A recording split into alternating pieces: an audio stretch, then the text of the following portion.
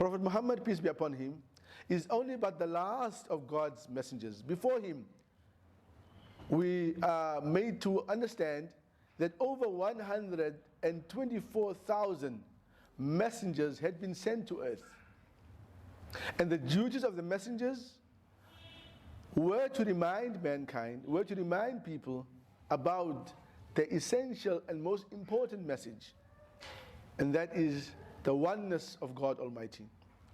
And once they are reminded of the oneness of God Almighty, then man needs them to submit to those laws that God gives them. They need to do things in accordance to the instructions of God, because as believers we believe then that this will bring us peace. Living in accordance to God's messages will bring us peace and ultimately grant us to enter the abode of peace, and those are the gardens of Allah subhanahu wa ta'ala in the afterlife.